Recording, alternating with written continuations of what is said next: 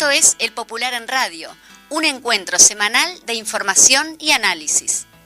Buenos días a todos y todas, esta es una nueva edición en CX40 Radio Fénix, un espacio de comunicación con los comunistas, los frente amplistas, los militantes sindicales y sociales. Y con todas las personas interesadas en la política y profundizar el proceso de cambios en nuestro país. Agradecemos todos los mensajes recibidos por mail, por teléfono y personalmente. Porque nadie te lo cuenta como nosotros. Esto es El Popular en Radio.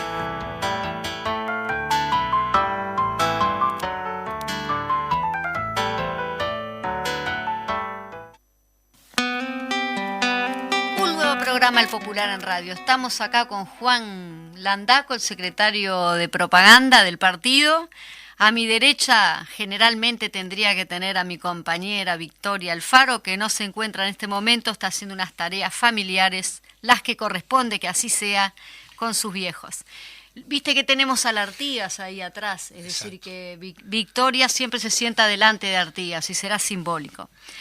Bueno, por acá le vamos a comentar un poquito, tenemos El Popular acá entre manos, la tapa está muy característica, tenemos ahí un tuit de Luis Lacalle Pou que dice: enterado sobre una denuncia presentada contra distintos funcionarios del gobierno respecto al acuerdo en torno a la terminal portuaria, quiero dejar claro que ellos actuaron bajo, y esto está subrayado, mi supervisión y responsabilidad. Nada más y nada menos. Dice todo. ¿Qué tal? Bueno, saluda a la audiencia. ¿Cómo estás? Sí. Y también nos tenemos que hacer, ahora que leíste justamente un titular, la verdad, muy complejo, porque creo que no hay que dejarlo pasar así por así, sino sobre la situación de también el presidente de la República estaría poniendo entre la espada y la pared al Poder Judicial, ¿no? Sí, exactamente. Como diciendo, bueno, la responsabilidad no es de quién hizo la tarea, sino la responsabilidad es mía como Tendría presidente que ir de la él República. entonces a dar cuenta. Bueno, pero eso tiene toda una jugada y un contexto político. Vamos a algunos titulares de acá del Popular, que después vamos a estar leyendo el editorial que es El Rey está desnudo. Miren qué título. Exactamente. Después tenemos por allí la gran victoria de la FEU. Con el resultado primario de las elecciones universitarias, la FEU gana en 14 de las 16 facultades e institutos con 40.000 votos. Sí, se superaría los 40.000 votos. Exactamente. Y después algo que se retoma, la verdad que yo lo veo con mucha frescura y con mucho cariño, y me hace recordar viejos tiempos estudiantiles. Nuevamente los jóvenes estudiantes liceales retoman también la protesta por sus derechos, ¿no? El derecho a la educación, el derecho a tener locales en condiciones, el derecho de tener la oportunidad de poder estudiar, que tengan los profesores que tengan que tener, digo, que sea un presupuesto adecuado a las necesidades del estudio. Obreros y estudiantes unidos y adelante. Exactamente. Después tenemos por acá el Frente Amplio de cara a la ciudadanía. El Frente Amplio esta semana realizará el 7º Congreso, que resumirá 911 asambleas realizadas en todo el país. Por allí tenemos también una entrevista a Ricardo Ehrlich, que obviamente hoy no nos compete eso, quizá vamos a tener el invitado y vamos a hacer un poquito acelerar un poco la cosa. Y en lo económico, como de costumbre, en la columna de Bruno Giometti, en este caso es el crecimiento del PBI 0.9%. Sí, que no tiene y todo desperdicio. Detallado, digo, porque también es una de las economías que más tarde y muy lento está creciendo en todo el Cono Sur, ¿no? La nuestra. Luego por allí tenemos que el Frente Amplio pide renuncia de Heber, no sabe, no está preparado y no se hace cargo, dijo Echeverri, la diputada interpelante, ¿no? Sí. Con respecto...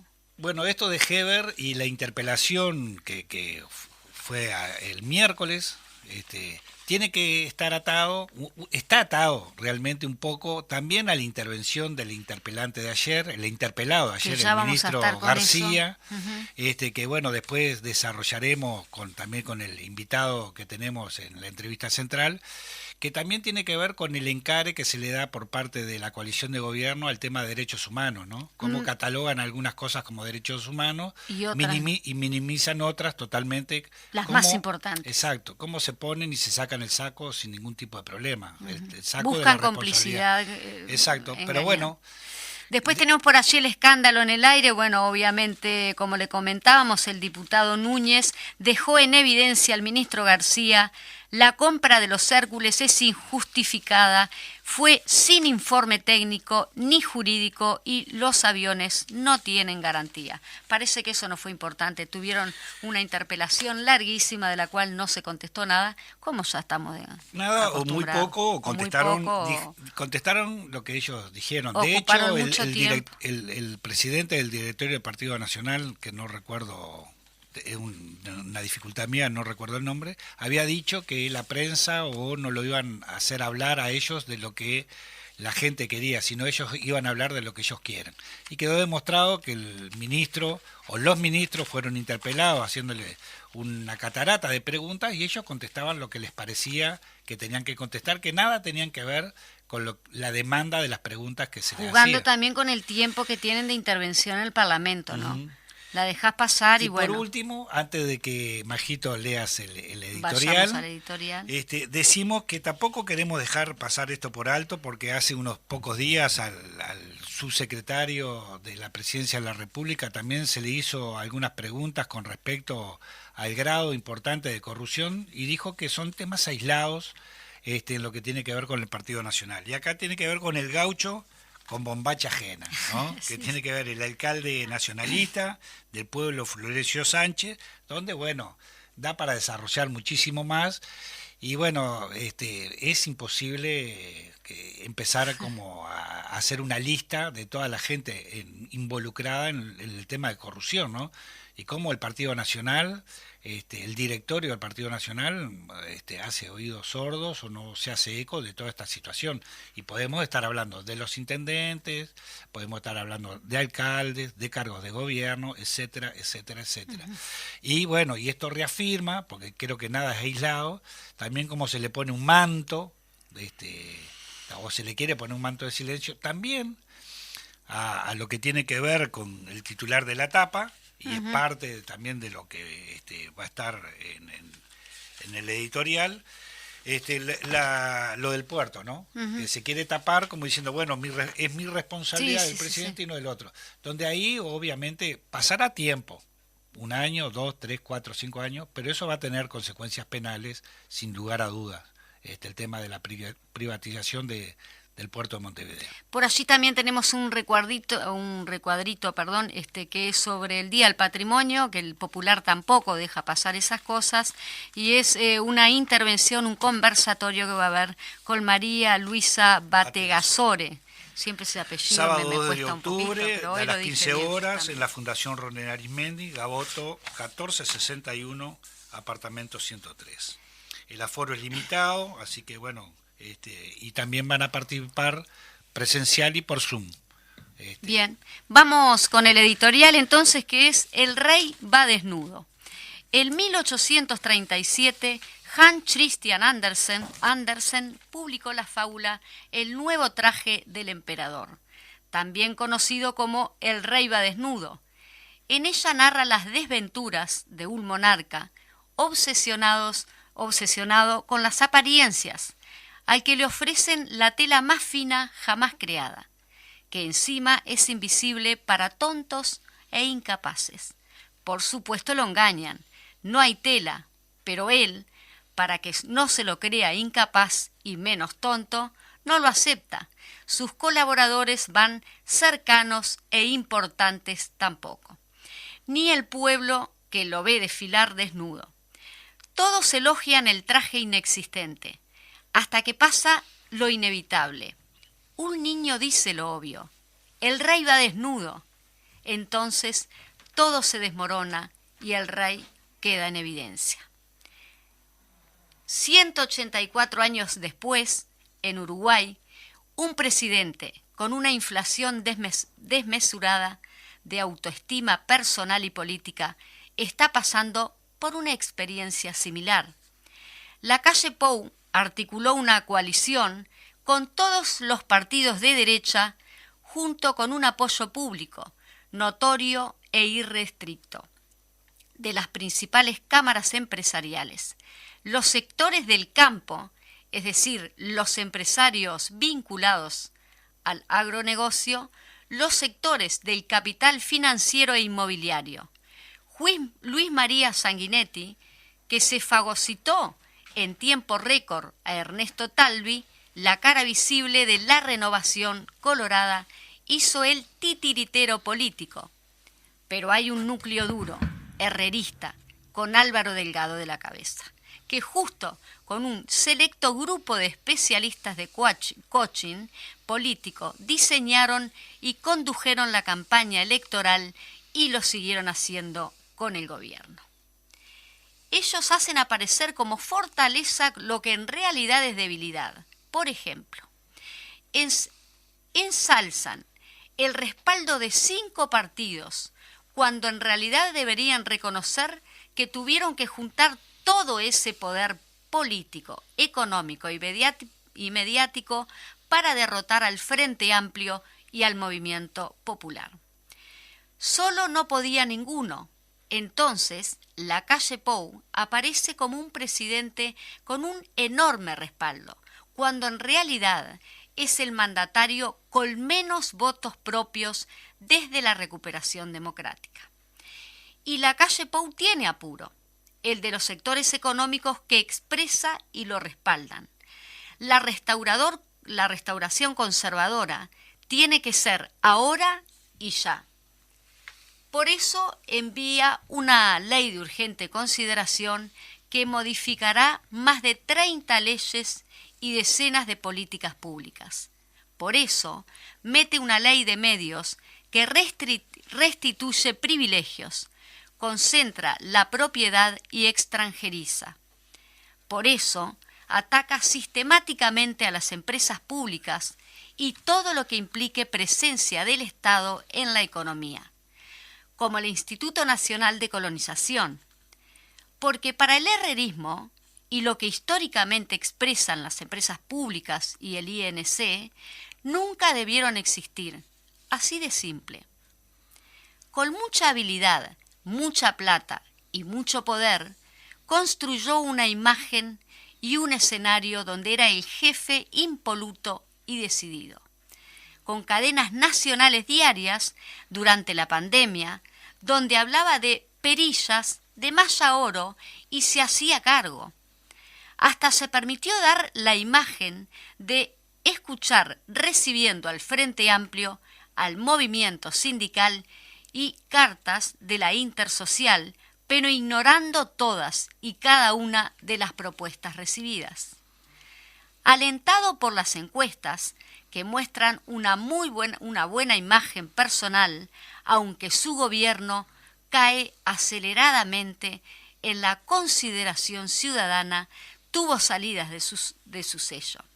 Una soberbia enorme, como cuando dijo que no sabía que el Frente Amplio, o cuando asumió su autoasignado rol de líder de la derecha conservadora continental y fue a bardear a una cumbre del Mercosur y luego a la CELAC a hacer mandados, a servir de vocero de los sectores más reaccionarios de Estados Unidos, disfrazado de superhéroe Marvel.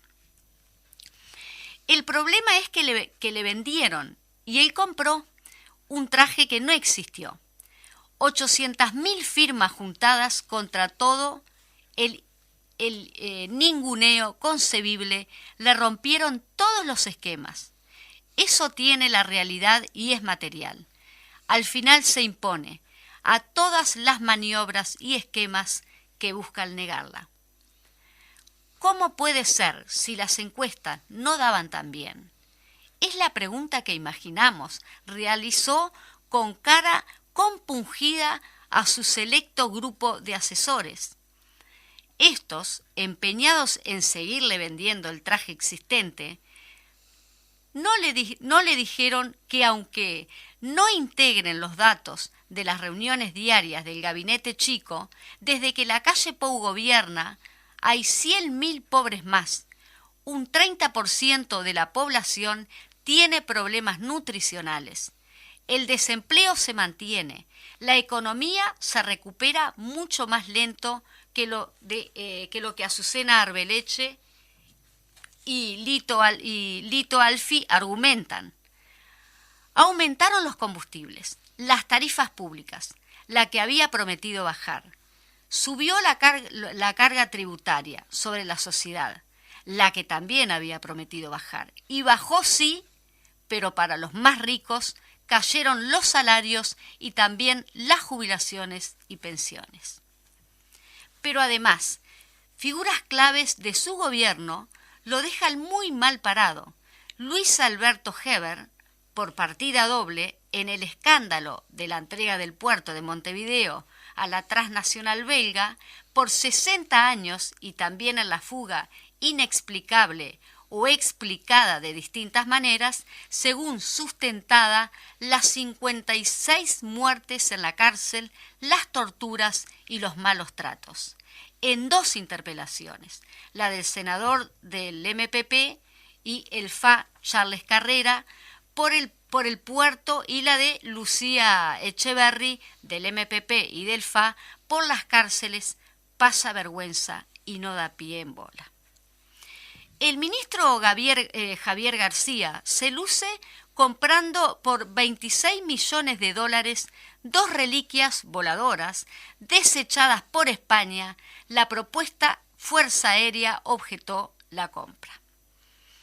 En la interpelación llevada adelante por el diputado de la 1001, Unidad para los Cambios y el Frente Amplio, Gerardo Núñez, García no puede responder ni una de las 17 preguntas formuladas.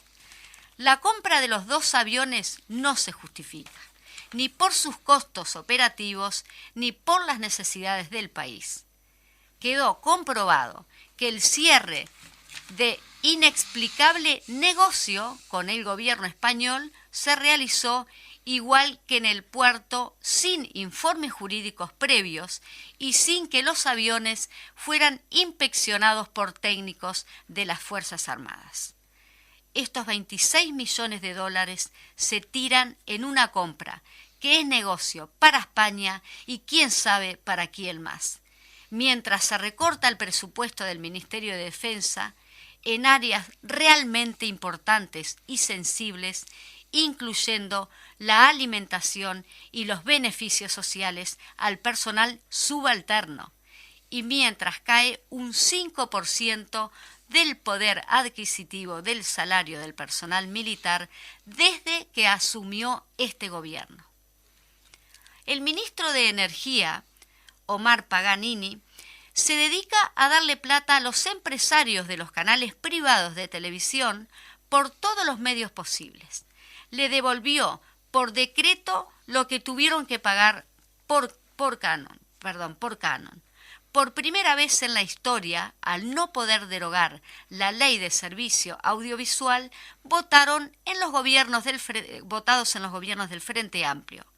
Como si esa gauchada no fuera suficiente, le pagó $2 millones a una empresa propietaria de los canales 4, 10 y 12, ante la amenaza por un juicio por prejuicio que podrían haber ocurrido en el futuro.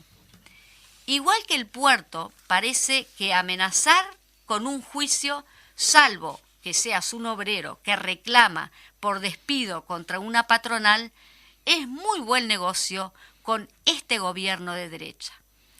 Y además hace todo lo posible para facilitar el camino para que al mal logrado líder del Partido de la Gente, Edgardo Novich, pueda comprar Movistar Uruguay y tenga asegurada mejores condiciones para competirle ante él. Y bueno, claro, Germán Cardoso se tiene que ir del Ministerio de Turismo por un escándalo de compras directas de publicidad. Y el alcalde de Florencio Sánchez, Alfredo Sánchez, va preso con buena parte de su familia por las viejas prácticas clientelas y corruptas. Y resuelto el buen del alcalde, aunque algunos canales de televisión pudorosamente omiten decirlo, es blanco. Es herrerista y del Riñón, tiene fotos con el todopoderoso Delgado e integró el sector personal del presidente Aire Fresco. Suma el intendente de la Valleja, Mario García, también blanco, que contrata a su hermano y lo permite por eficiente, con una partida salarial que le multiplica el sueldo en medio de un ajuste a todos los salarios públicos. Ante todo eso, la calle Pou muestra otra vez su soberbia imposible de controlar. Ataca al paro del PIT-CNT por político, rechaza los reclamos en Salto y dice que su gobierno va a defender a quienes tengan ganas y trabajen y no a los que hacen paro. Y ya, desatado y en un tuit, presiona de forma escandalosa a la justicia. Ante la denuncia penal presentada por el Frente Amplio por la entrega del puerto de Montevideo por 6 décadas, afirma que quiere dejar claro que los funcionarios cuestionados actuaron bajo su supervisión y su responsabilidad. Es una presión injustificada e indebida a la justicia. No es la primera vez. Ya Javier García había involucrado la preocupación presidencial por la condena y violación de los derechos humanos, presionando a los jueces, pero ahora es personal, directa y para defender su gestión. Un escándalo. La calle Pou está nervioso. Es que 800.000 firmas, el paro más grande de todos los últimos años, con los trabajadores de la ciudad y del campo unidas, es una gran votación de la FEU en las elecciones universitarias. 3 interpelaciones desastrosas para 2 de sus ministros de su mayor confianza, una denuncia penal, una movilización enorme de los estudiantes de la enseñanza media en Montevideo, Canelones y San José, un paro masivo en el puerto, otro en salud pública, una conmovedora marcha de 12 kilómetros del Zunca por el corazón del país, culminada en Paso de los Toros, son muy buenas razones para que el presidente pierda la calma. Como hace 148 años, lo explica brillantemente una fábula. Inexorablemente la realidad se abre paso. La soberanía es un camino peligroso. Se está perdiendo hasta las formas. Se tuvo que meter personalmente en el ruedo porque está perdiendo la iniciativa. Aunque otra vez lo quiera disfrazar de fortaleza, cada día es más evidente que el rey en realidad va desnudo. Muy bien, así culmina el editorial. Obviamente que parte de este editorial tenemos al invitado de la columna de hoy. En este momento Gerardo Núñez lo tenemos en línea. No sé si tenemos que ir a la pausa o ya lo enganchamos primero y vamos a la pausa y ya arrancamos con Gerardo. Arrancamos a la pausa. Hola Gerardo. Primero le damos la bienvenida. Bueno, ¿qué tal? Buenas tardes. ¿Cómo estás, Gerardo? ¿Cómo estás, Gerardo? Escuchame, justo por problemas mayores se nos atrasó todo y tenemos que ir a la pausa. Aguantarnos un segundito y ya arrancamos toda la segunda media hora contigo. No nos interrumpe nada. Te agradezco, Gerardito. Muchas gracias.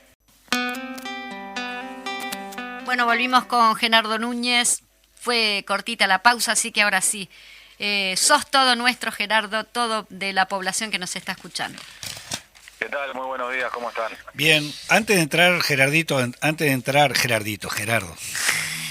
Antes de entrar al tema principal de la columna, no queríamos dejar pasar, de repente breve, también sobre la opinión, sobre la declaración del presidente de la República, que tiene que ver con que él se hace responsable por el tema de la privatización, el acuerdo que hubo en el puerto, más allá de todas las interpelaciones y que se hizo. Digo, cómo salió a partir de que el Frente Amplio resuelve hacer la denuncia penal, cómo sale el presidente de la República en ese sentido, ¿no? Digo, las consecuencias que puede traer esto. Antes de entrar de fondo, que vamos a hablar de lo que tiene que ver con la interpelación de ayer. Pero no queríamos dejar pasar esto. Que yo creo que es muy grave lo que pasó el otro día, el día miércoles, porque el presidente termina colocando una presión indebida sobre el Poder Judicial. Yo creo que eso es lo que hoy hay que señalar sobre la justicia de nuestro país. Se coloca un elemento que es, bueno, decirle a quienes van a estar actuando en esta investigación, en esta denuncia que realizó el Frente Amplio por la entrega del puerto por 60 años, bueno, una especie de presión, porque, bueno, le está diciendo de manera indirecta que jerarcas, los actores del gobierno que actuaron en esta entrega escandalosa del puerto de Montevideo a una empresa transnacional, bueno, lo hicieron bajo la supervisión, la responsabilidad del presidente de la República. Entonces yo creo que ese es más que nada el objetivo de todo esto, de colocar niveles de presión en el accionar de la justicia, porque, bueno, saben que están muy comprometidos desde el punto de vista de lo que ha sido esta actuación, de cosas que no se pudieron explicar. Cuando tuvo la interpelación al ministro Heber en el Senado de la República, hablando justamente sobre esta entrega del puerto de Montevideo, bueno, no pudieron explicar las razones de fondo de por qué tuvieron que realizar esta entrega casi que sin contrato, casi que sin pedir nada a cambio, sin actuaciones de los espacios jurídicos, de los espacios de asesoramiento que requieren este tipo de negocios, este tipo de acuerdos internacionales, y que además, bueno, generan un nivel de dependencia muy grande con el país por 60 años. Sí, sin lugar a duda. Ahora también me hace recordar lo que decía el presidente de la calle cuando dijo que la fruta no cae lejos del árbol, recordando el caso de Ríos, ¿no? Cuando el padre de él era presidente de la República, también la interomisión que hubo desde el presidente de la República a la justicia. Sí. No es casualidad. No, yo creo que es parte de un accionar de un sector del Partido Nacional que creo que, bueno, tiene poco creimiento a veces en el accionar de la justicia. Ellos fueron los más en llevar adelante interpelaciones, en llevar adelante denuncias de todo tipo. La mayoría se iban desdibujando, iban quedando sin ningún tipo de contenido. Como se dice habitualmente, la montaña paría ratones. Exacto. Pero resulta que ahora, cuando el Frente Amplio pasa a un escenario de oposición y nos toca a nosotros estar generando elementos de contralor al gobierno, bueno, parece que las interpelaciones son malas, parece que llevar hechos a la justicia está mal porque estamos judicializando la justicia, mejor dicho, judicializando la política. Entonces, bueno, parece que los discursos van cambiando en función de los intereses que los actores del gobierno van teniendo. Y más allá de que ellos presumían o tenían una presunción de posibles delitos, y hoy lo que se está haciendo es comprobando prácticamente delitos, ¿no? Digo, Sí. a todo nivel. Pero bueno, A todo nivel. exactamente. Gerardo, bueno, como ya nos tiene acostumbradas las últimas interpelaciones, en este caso el ministro García se victimizó en cuanto a que también hay un bajo nivel de la pobreza en los personal subalterno, ¿no?, de las Fuerzas Armadas. También dijo que parecería que el Frente Amplio solo se acuerda de algunos derechos humanos y no de todos. Y ahí fue toda su interpelación. ¿Realmente contestó algo? ¿Qué fue lo que, digamos, de la interpelación en sí? Sin haber pasado todo ese tiempo que quizás fue para ¿no? Para La dejar pasar el intervención- tiempo sin contestar nada. Claro, la intervención inicial de él fue de unas 3 horas aproximadamente, y una parte importantísima de esa intervención inicial fue para criticar al Partido Comunista, Sí, para criticar a quien hacía la interpelación, en este caso que estás bien, quien habla, que tenés una... para... ¿Cómo? No, que estás que ya tenés una cátedra, lo menos te dijo, Claro, tenés el diploma del partido. Por otro lado, también se dedicó muchísimo tiempo a contraponer la gestión anterior del gobierno del Frente Amplio, y hay algo que es inexplicable, que no pudieron explicar. Ellos están llevando adelante un conjunto de recortes en áreas muy importantes. El mismo ministro reconoce que hay un conjunto de militares, de soldados, de personal subalterno que está viviendo en circunstancias de pobreza, en circunstancias de vulnerabilidad en cuanto a sus derechos a la vivienda, y en ese contexto este gobierno decide recortarles el salario, porque hay una caída del 5% desde que asumió este gobierno en el salario del personal militar, lo cual, habla a las claras de cuáles son las verdaderas prioridades de este gobierno, más allá de los discursos y los planteos que hicieron durante la campaña electoral. No solo eso, este gobierno también recortó muchos rubros, por ejemplo en el área de alimentación, programas que estaban vinculados justamente a intentar darle más recursos, más elementos a el personal subalterno, lo recortaron. Hay una caída del 20% respecto del 2019, lo que se gastó en el 2020 respecto al 2019. Y es una caída inexplicable que no pudieron responder en el día de ayer.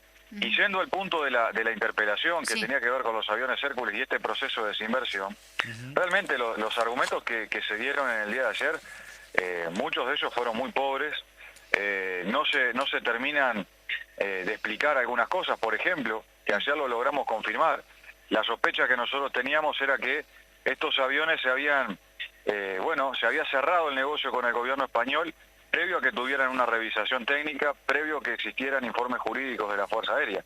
Y tal cual, ayer, de acuerdo a las fechas que nos dio de las revisaciones técnicas, podemos afirmar que el cierre del negocio por estos aviones se dio en junio del año 2020, y las revisaciones técnicas de estos aviones, que son de la década del 70, se hicieron a fines de octubre, principios de noviembre. O sea que es un hecho para nosotros muy grave, que habla de cómo se maneja este gobierno en la compra de material tan delicado y sensible como es un avión. Pero a ver, Gerardo, en este punto que estás planteando, la verdad que no hay cómo justificar comprar a ciegas aviones de esta característica, de esos modelos, de esos años, sin ni siquiera tener una opinión técnica de alguien de confianza, ¿no? Lo compraron, no sé, por teléfono, por catálogo, a través de un catálogo. No, pero le enviaron una carta diciendo que los aviones estaban en muy buenas condiciones. Claro. El tema es que realmente nosotros nos generó muchísima preocupación, y por eso en la primera intervención que yo hice, yo no lo quise afirmar categóricamente que esto había sido así, porque no tenía la confirmación exacta.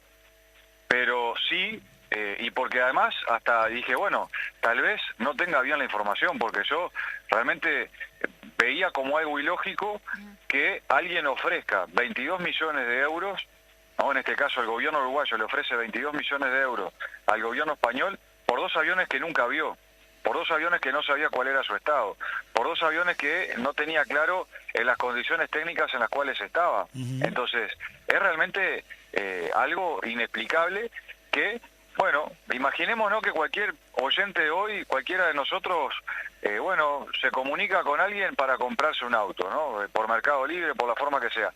Sin verlo, solamente por fotografía, yo creo que ninguno de los oyentes que está acá le ofrece al vendedor un dinero sin verlo, porque sin poder manejarlo, sin poder revisarlo por su mecánico de confianza. En todo caso, la oferta se hace después de saber el estado concreto de los aviones. Entonces, son cosas que realmente nos preocupan y nos llaman mucho la atención. Pero exactamente, pero aparte, a ver, parece lo tomarías como chiste, como que me estás haciendo una broma, me estás, como dicen los jóvenes ahora, me estás jodiendo, ¿no? Pero es una gravedad, una magnitud. A ver, que el ministro se debería ir y entregarles la llave se tendría que ir sin ningún tipo, digo, es una barbaridad, eso, solo eso. ¿Tá? Más allá después de las tomaduras de pelo, que el propio ministro debe de contestar lo que se le pregunta, dice lo que él le parece decir y ataca también en lo que tiene que ver, puntualizando, en este caso personalizando la interpelación hacia vos, que el miembro Gerardo Núñez, el interpelante comunista y no del que es el Frente Amplio en su conjunto, y que él debería dar esa información que se les negó a todos ustedes, ¿no? Uh-huh. Y a la Exacto. población. Pero aparte yo creo que la sociedad uruguaya ya está un poco aburrida de estos recursos, ¿no? Porque si vos para explicar una compra como esta, una compra escandalosa, una compra que según él tiene muchas virtudes, bueno, tenés que recurrir al viejo cuco del comunismo, tenés que recurrir al viejo cuco de cuidado con los comunistas que nos vienen a interpelar porque en realidad quieren desestabilizar el país y desarmar a las Fuerzas Armadas. Bueno, yo creo que ya de por sí habla de la calidad argumentativa de un ministro que yo honestamente pensé que iba a colocar otro nivel en la interpelación. Si ustedes siguieron, y bueno, los oyentes siguieron la interpelación, vieron que tanto mi primera parte como la segunda siempre fue con respeto, discrepando, pero haciéndolo con documentación, con seriedad. Sin embargo, bueno, se apeló a esa forma, cuando en realidad vamos a los hechos concretos. Quien está desarmando las Fuerzas Armadas es el ministro. Las está desarmando porque las está dejando sin dinero. No invirtiendo recursos en las áreas que hay que invertir. Hizo el año pasado una reducción del 76% de los recursos para el mantenimiento de las unidades navales, para la reparación y la adquisición de unidades navales. Como les decía, generó un 5% de la caída del salario real del personal militar. Generó un congelamiento de inversiones muy importantes, por ejemplo, para el mantenimiento de los radares. Cuando él dice, bueno, pero esto era responsabilidad del Frente Amplio. O sea, no, señores, hace un año y medio que están gobernando y se tienen que hacer cargo de que decidieron no gastar esa plata, ese dinero. Y hoy Uruguay tiene aún, hace meses que no funcionan los radares, hoy Uruguay sigue a 2 meses y pico y a 1 año y medio de que asumió este gobierno sin radares, sin cobertura. Hace 2 meses que tenemos una cobertura nula en los 3 principales aeropuertos de nuestro país, cuando justamente se viene la temporada turística, que ojalá, bueno, pueda ayudar a salir de esta situación que está viviendo una gran parte de nuestro pueblo y fundamentalmente el sector turístico que tuvo una clara afectación por lo que fue la pandemia. Estás diciendo, es una denuncia, es una barbaridad, prácticamente como que los que están pasando por arriba del territorio nacional lo están haciendo a ciegas.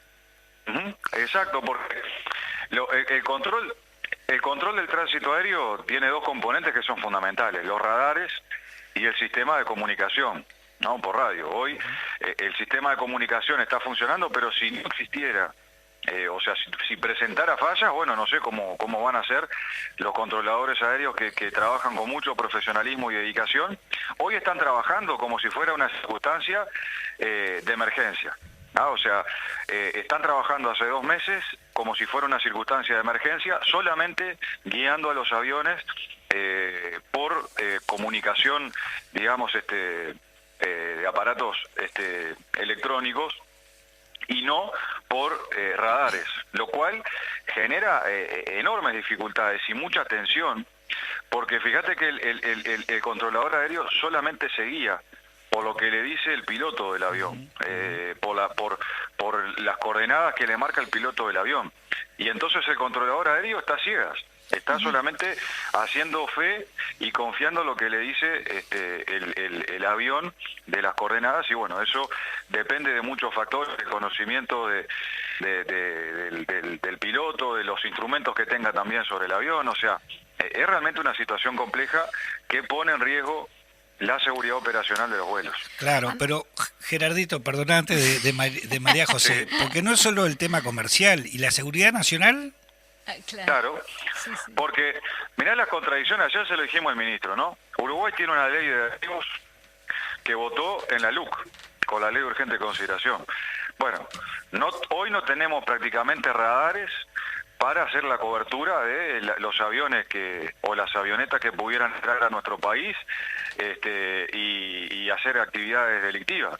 O sea, de hecho hace unos días se agarró una avioneta del otro lado, ¿no? O sea, en Argentina, porque acá la tecnología no lo permite.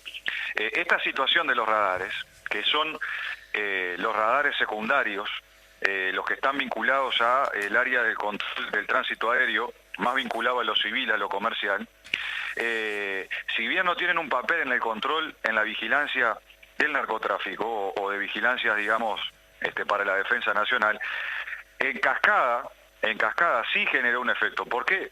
Porque se trajo de salto el radar, un radar móvil, que ese era un radar primario, es decir, un radar que lo que hace es trabajar fundamentalmente para detectar aeronaves que se identifican. Se trajo ese radar para poner acá en Boisolanza, integrarlo al sistema de radares, y dejó al descuido toda aquella zona litoral sin cobertura de radar. Entonces, indirectamente esta situación de los radares de Carrasco y lo que está pasando en los 3 principales aeropuertos de nuestro país pega en la defensa nacional, en la lucha contra el narcotráfico. O sea, tenemos una ley muy linda, muy preciosa, que no se está pudiendo aplicar porque el gobierno decidió no, invertir recursos en el mantenimiento de los radares. No, a mí me llama la atención igual ahora pensando un poquito, retomando un poco su respuesta, la respuesta de García, y por allí que habla sobre, porque en eso de desviar también la atención, habla de la tarea del personal subalterno, lo valiosa que es cuando, por ejemplo, y puso un ejemplo de cuando fueron a recolectar basuras, cuando justamente los funcionarios de la Intendencia estaban de paro. Entonces, funciones que no corresponderían. Luego también por allí dice lo del tema de que los aviones están controlados, bueno, habló de la Contaduría General de la Nación, habló del Tribunal de Cuentas. Ahora, todo eso no amerita, supongo, yo desconociendo del tema, justificar el control de los mismos. Y otra cosa, claro, ¿cuáles son las funciones realmente que están cumpliendo ahora los aviones también? Claro, porque son dos discusiones diferentes. Lo que nosotros cuestionamos es cómo se llevó adelante el proceso, cuestionamos la oportunidad de la compra, lo costoso que son estos aviones en su mantenimiento, en brindarles en cuanto al consumo del combustible. Entonces, es muy paradigmático, yo te diría hasta contradictorio, que el ministro diga que reconoce la enorme tarea del personal militar subalterno y que nosotros no lo reconocemos, y resulta que el que le recorta el salario, Son el ellos. personal que está más en el horno es él. Bueno, hay que ver la caja militar y los sueldos de los superiores jubilados, ¿no? Claro, jubilados no, ellos dicen Uruguay tiene un retirados. problema estratégico que va a tener que definir en algún momento. O sea, el 2,3% del PBI se dedica al gasto militar, digámosle, ¿no? El 50%, más del 50% de ese presupuesto se lo lleva a la caja militar. Es decir, Uruguay gasta más en los retiros que en todo lo que tiene que ver con los activos, en toda la inversión que se debería estar haciendo en esta área tan importante para el país. Entonces, bueno, mientras no demos esa discusión y se intente hacer una especie de calecita y entrar en la lógica del barro para ensuciar los argumentos que de este lado se colocan, no vamos a resolver los problemas de fondo que tiene nuestro país en materia de equipamiento, infraestructura y también de salario para el personal que hoy está desempeñándose. Yo con mi rol de actriz podría ser perfectamente una parodia de cómo se desvía la atención y bueno, parecen muñecos ahí. Ahora, permanentemente el ministro hizo hincapié, Gerardo, en que en este caso no el Frente Amplio, pero tu sector político, en este caso es uno de los que no quiere no quiere a las Fuerzas Armadas, ¿no? Te lo dijo no sé cuántas veces de cuántas formas, hasta te dijo que estabas, no dijo formateado, pero que estabas muy bien informado, porque estabas prácticamente en tu intervención había un párrafo o parte de unos párrafos del último congreso del Partido Comunista. Digo, en este sentido, también aclararle, o por lo menos decirle a nuestra audiencia y a cuál es la posición también, no del diputado, sino del Partido Comunista con respecto a las Fuerzas Armadas, ¿no? Claro. Como está, obviamente no la queremos. No, pero claro, es que nosotros se lo dijimos en varias oportunidades. A ver, nosotros respetamos a las Fuerzas Armadas, creemos que nuestro país tiene que tener Fuerzas Armadas. Ahora, pensamos que no deben ser de esta dimensión, pensamos que deberían tener otras tareas que a veces se le asignan y que no compartimos, pensamos que deberíamos transformar la doctrina de la defensa nacional en nuestro país, incorporar componentes del artiguismo, incorporar componentes de situaciones que han generado la propia experiencia de nuestro pueblo uruguayo y no quedarnos con esquemas, con doctrinas que nada tienen que ver con la historia latinoamericana, sino que más bien tienen una justificación justamente en el sometimiento que pretendieron potencias internacionales, concretamente Estados Unidos, sobre los países y los pueblos latinoamericanos. Entonces, lo primero es eso.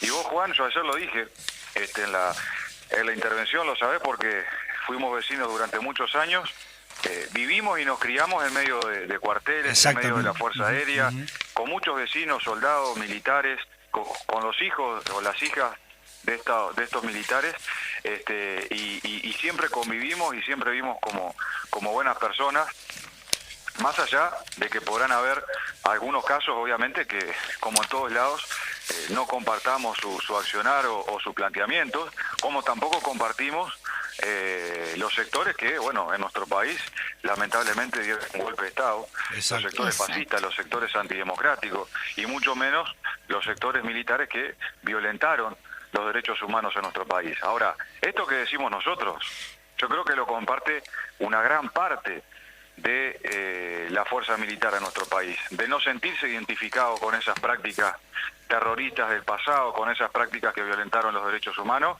y que, sin ser siquiera de izquierda, pero teniendo una concepción democrática, buscan justamente desprender de esa trágica mochila que cargan muchas veces las Fuerzas Armadas, porque sectores de nuestro país, los sectores empresariales, los sectores poderosos, le encargaron a los sectores más reaccionarios de las Fuerzas Armadas la represión contra el pueblo uruguayo. Sí, sin lugar a duda, igual de todas maneras, obviamente que es una lucha permanente, que hay que darla en el contexto del país, que tiene que ver también con el tema de los derechos humanos y tiene que ver con el tema de la democracia, ¿no? Porque te digo, está todo enrabado una cosa con la otra. Y hasta que esto es una deuda pendiente, por eso hay que seguir peleándola desde todos los ámbitos de las organizaciones sociales, obviamente de la plana militar, justamente para que realmente podamos en algún momento dar vuelta a la página.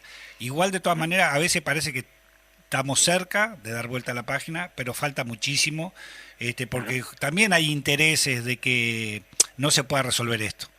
Hay muchos intereses respecto a eso. Porque acá la principal traba para que esto ocurra es la impunidad. Es la impunidad, es el silencio, es la imposibilidad que tiene miles de familiares, miles de personas en nuestro país, y yo diría que la sociedad uruguaya es un conjunto, de saber qué fue con lo que pasó con cientos de desaparecidos que tenemos en nuestro país, de compañeros y compañeras que fueron asesinados y que todavía no se conocen del todo las circunstancias en las que perdieron su vida.